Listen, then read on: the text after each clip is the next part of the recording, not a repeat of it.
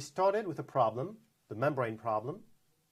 We derived a model, a set of equations, which is here. Negative Laplace u equals f on omega and u equals 0 on the boundary of omega. Then, in the previous video, we proved that this system has a unique solution u, but we still need to compute this solution. Now, by computing the solution, I mean not finding u equals something. That's something that we might have problems to do, but at least find an approximation, approximate of u. And I will look for this solution for this approximation in H10. Now, instead of starting with the strong form, I will use the weak form that I derived in the previous video. Laplace operator u, negative Laplace operator u equals f will be replaced by the integral of del u del phi equals the right-hand side, which is the integral over omega of f phi. And I can actually use the notation that I introduced earlier, which is a u phi equals g of phi, a u phi being the integral of del u del phi, and g phi being the integral of f phi over omega. And again, I will look for u in H10. Now, looking for a function in H10 is complicated. It is complicated to approximate such a solution because H10 is an infinite dimensional space. If I want to project u on the basis of H10, then I will have an infinite number of components. That is complicated, especially if you want to put all of these components in a computer. So rather than having an infinite dimensional problem, I'm going to try to go to a finite dimensional problem. So I will use Hn, a Hilbert space of dimension n being finite, so it's an integer, and the basis will be E1, E2, all the way to En. So that will be a finite dimensional space, which will be included in H. And the trick is that if I look at all of the Hn, the union of all of the Hns will be dense in H, meaning that any function of H10 can be approximated as close as I want by a function in the finite dimensional space.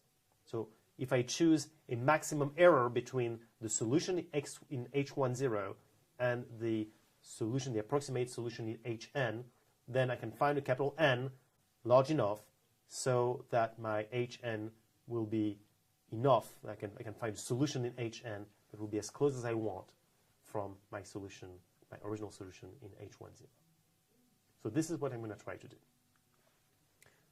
So I start with this basis, E1 to En, and I will look at the components of the projection of u on this basis. And I will call Un the sum of all of these components with the vector. So Un will be an approximation of u in this subspace spanned by U1 to En. And E1 to En will obviously functions, H10 functions that will be described later. But what I'm saying here is that I have this subspace and I have this approximation of u in the subspace. And this approximation is called Un. So instead of looking for u, I will look for Un. And instead of looking for Un, I will actually look for the components of Un. C1, C2, all the way to Cn. So what I'm looking for is a vector with n components, C1 to Cn. That is the vector C I will be looking for. Now, back to my problem. I had a u phi equals g of phi, integral of f phi, which was true, and still is true, for any phi in H10H. I will replace this problem by the problem on the subspace Hn. So I will have a un phi equals the integral of f phi and omega, which is true for any phi in Hn of omega. And if it's true for any phi in Hn of omega, then it must be true for any component of the basis E1 all the way to En. Now, I can replace AUN phi by the expression of UN on the basis. So that will be the sum from j equals 1 to n of Cj Ej. And because it must be true for any phi, it is true for Ei. And if I compute AUN Ei, what I end up with is here the sum from j equals 1 to n Cj and A applied to Ej Ei. I will denote by Bi the integral of Fei over omega, and I will call capital B the corresponding vector. So that will be B1, B2, all the way to Bn. Now I will also denote K the n by n matrix, where the component Ij will be A, Ej, Ei. Well, I guess it could be called A, but usually we denote it K. It's called a rigidity matrix. What we have now is AUN phi equals integral of F phi over omega can be replaced by matrix K times vector C equals vector B. And of course, we are looking for C. This is the unknown of the problem. But we know K. K can be computed. I know A. A is simply the integral of omega of del Ej, del Ei. So I can just compute K very easily. Or at least I can compute K. And I can also compute B because it's the integral of F times the vector Ei. So I know K and B. So as you can see, I look for C, but I know I can compute K and B. So what I have to do at this point is to solve a linear problem. Now, the question is, can I solve this problem? Is K non-singular? And the answer is yes, K is non-singular because A is definite positive. And also because A is symmetric, A Ej Ei will be the same as A Ei Ej, so K, the matrix K, will be symmetric. Now let me recap what we have, or what we had. We started with a strong formulation of the problem. Negative Laplace U equals F, and U equals 0 on the boundary. Then we moved to the weak formulation of the problem with the integral of del U del phi over omega equals the integral of F phi, and U equals 0 on the boundary.